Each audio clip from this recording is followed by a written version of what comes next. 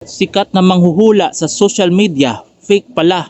Kung napapansin nyo, madalas akong kumokontra sa mga paniniwala tungkol sa paranormal.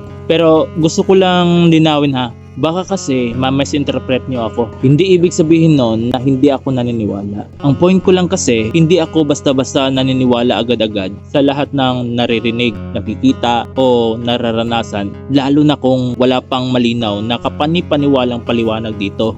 Para sa akin kasi, hindi sapat yung dahilan na sinabi mong naramdaman ko kasi. Dapat sinusuri din natin yung naririnig natin. Kailangan gumamit tayo ng common sense. Hindi lang yung takot yung pinapairal natin. Ginagawa ko lang naman to kasi may mga taong napapahamak dahil sa maling paniniwala. Halimbawa, imbis na magpatingin muna sa doktor, diretsong albularyo agad. Yung iba naman dahil sa takot, hindi na sinusunod nila yung medical advice. Yung iba naman, may mga vloggers ngayon na nag-explore sa mga sinasabing haunted na lugar na wala namang sapat na kaalaman. Ayun, napapahamak. Tapos dagdag pa yung mga pasikat na fake na mga manghula na yan sa social media ngayon.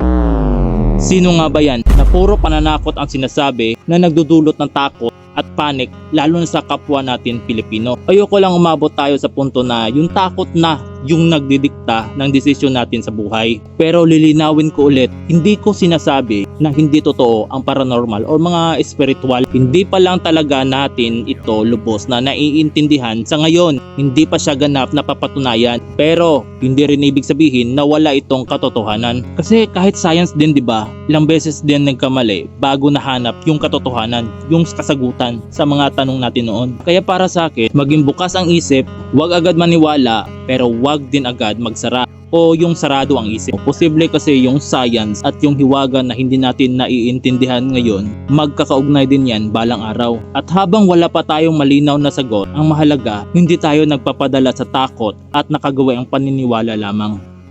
Salamat po.